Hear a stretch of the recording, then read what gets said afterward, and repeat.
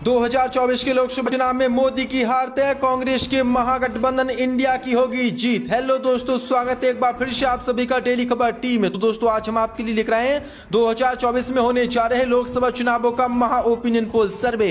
इस opinion poll में आज आपको बताएंगे 2024 में होने वाले लोकसभा चुनावों में आपकी बार किस पार्टी की बनेगी सरकार। क्या तीसरी बार भारत के प्रधानमंत्री बन पाएंगे नरेंद्र मोदी, या कांग्रेस का महागठबंधन इंडिया बीजेपी एनडीए का देश से कर देगा शिवपड़ा छाप। इससे पहले आपको बता दें, भारत में लोकसभा की 543 सीटें हैं और किसी भी पार्टी को केंद्र में सरकार बनाने के लिए 272 सीटें जीतने की जरूरत होती है। हम आपको इस ओपिनियन पोल में एक एक राज्य की जिला वाई जिला एक एक सीट को विस्तार से बताएंगे कौन सी पार्टी कहां से जीत सकती है। अगर आप भी मानते हैं कि अब की बार केंद्र में बीजेपी का शिवपड़ा छाप होने जा रहा है और विपक्ष का महागठबंधन इंडिया लोकसभा चुनावों में बम्पर जीत हासिल करने जा रहा है, तो वीडियो को दिल से लाइक कर चैनल को सब्सक्राइब जरूर कर लें।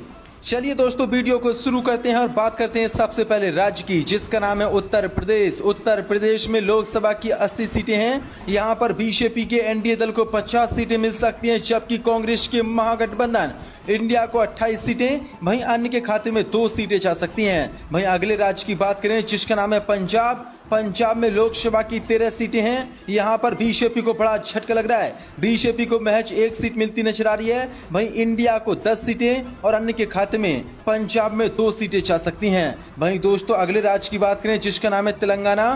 तेलंगाना में लोकसभा की 17 सीटें हैं। यहां पर बीजेपी का शिवपड़ा छाप हो रहा है। वहीं कांग्रेस के महागठबंधन इंडिया को 10 सीटें मिलने जा रही हैं। वहीं ओवैसी की पार्टी AIMIM और TRS को 7 सीटें तेलंगाना में मिल सकती हैं। वहीं अगले राज्य की बात करें जिसका नाम है आंध्र प्रदेश।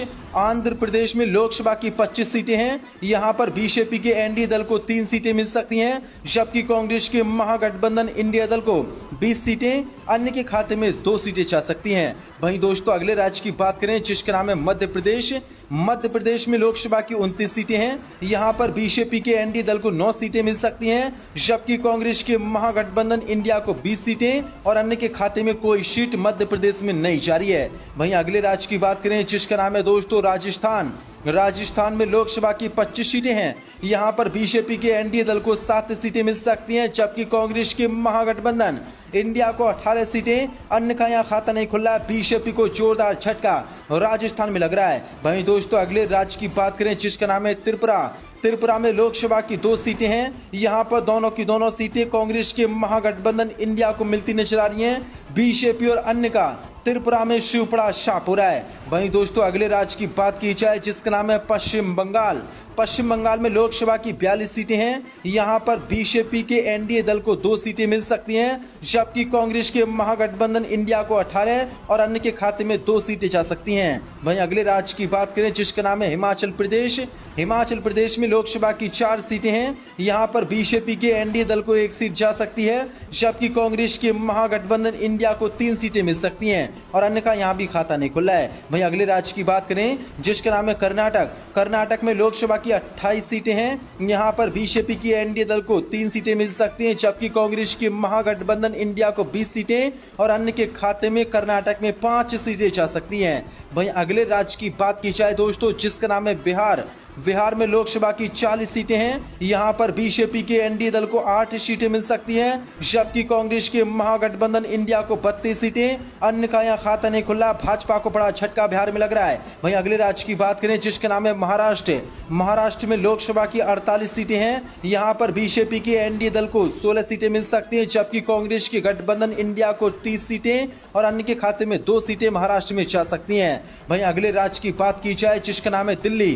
दिल्ली में लोकसभा की 7 सीटें। यहां पर बीजेपी के एनडीए दल को 1 सीट मिल सकती है, जबकि कांग्रेस के महागठबंधन इंडिया को 6 सीटें, अन्य का दिल्ली में खाता खुलता दिखाई नहीं दे रहा है। वहीं अगले राज्य की बात करें जिसका नाम है असम। असम में लोकसभा की 14 सीटें हैं। यहां पर बीजेपी के एनडीए दल को 6 सीटें मिल सकती हैं, जबकि कांग्रेस के महागठबंधन इंडिया को 7 सीटें और अन्य के खाते में 1 सीट असम राज्य से जाती नजर आ रही है। वहीं अगले राज्य की बात करें जिसका नाम है केरल। केरल में लोकसभा की 20 सीटें हैं और 20 की 20 सीटें कांग्रेस के महागठबंधन इंडिया को मिलती नजर आ रही हैं। यहां पर बीजेपी और अन्य का पूरी तरीके से शिवपड़ा छाप हो रहा है। वहीं अगले राज्य की बात करें जिसका नाम है हरियाणा।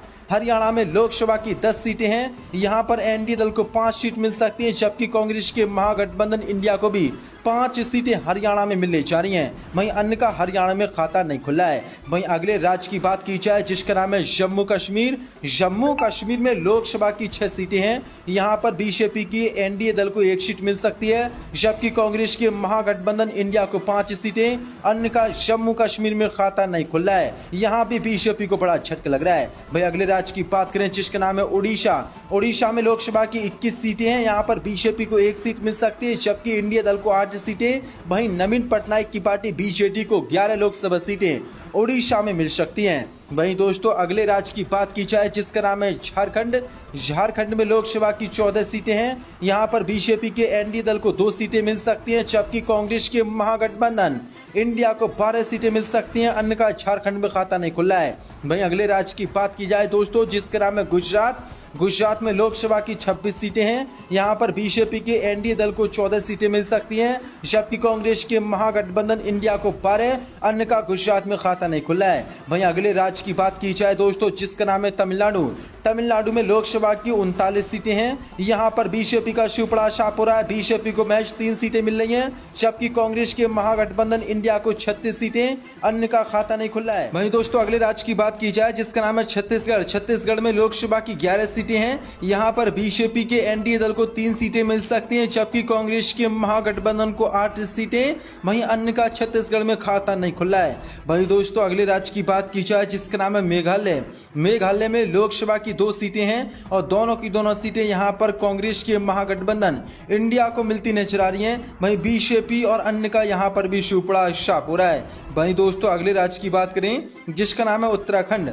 उत्तराखंड में लोकसभा की 5 सीटें हैं, यहाँ पर बीजेपी के एनडीए दल को 2 सीटें मिल सकती हैं, जबकि कांग्रेस के महागठबंधन इंडिया को 3 सीटें। अन्य का यहाँ पर खाता नहीं खुला है। बीजेपी को यहाँ भी झटका लग रहा है। वहीं अगले राज्य की बात करें जिसका नाम है मणिपुर। मणिपुर में लोकसभा की 2 सीटें हैं और दोनों की दोनों सीटें यहाँ पर कांग्रेस को जाती नजर आ रही हैं। बीजेपी का यहाँ पर शिवपड़ा छाप हो रहा है क्योंकि मणिपुर में हिंसा जारी है, लेकिन मोदी इस पर बयान तक नहीं दे रहे हैं। वहीं अगले राज्य की बात की जाए जिसका नाम है मिजोरम।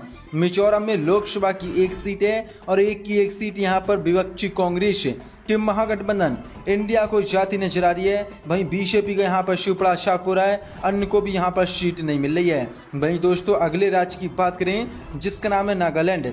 नागालैंड में लोकसभा की 1 सीट है और एक सीट यहाँ पर कांग्रेस के महागठबंधन इंडिया को जा रही है। एनडीए और अन्य का यहाँ पर पूरी तरीके से शिवपड़ा छाप होता दिख रहा है। वहीं दोस्तों अगले राज्य की बात की जाए दोस्तों जिसका नाम है गोवा। गोवा में लोकसभा की 2 सीटें हैं, यहाँ पर बीजेपी के एनडीए दल को 1 सीट मिल सकती है, जबकि कांग्रेस के महागठबंधन इंडिया को भी 1 सीट मिलती नजर आ रही है। अन्य का यहाँ पर खाता नहीं खुला है। वहीं अगले राज्य की बात करें दोस्तों जिसका नाम है सिक्किम। सिक्किम में लोकसभा की 1 सीट है, यहाँ पर बीजेपी के एनडीए दल को 1 सीट मिल सकती है, जबकि इंडिया का यहाँ पर खाता नहीं खुला है और अन्य को भी कोई सीट यहाँ पर नहीं मिल रही है। वहीं दोस्तों अगले राज्य की बात करें जिसका नाम है दोस्तों आपको बता दें अरुणाचल प्रदेश। अरुणाचल प्रदेश में लोकसभा की 2 सीटें हैं, यहाँ पर बीजेपी के एनडीए दल को 1 सीट मिल सकती है, जबकि कांग्रेस के महागठबंधन इंडिया को भी 1 सीट मिल सकती है। अन्य का यहाँ पर खाता नहीं खुला है। तो दोस्तों ये था 2024 में होने वाली लोकसभा चुनाव का महा ओपिनियन पोल सर्वे।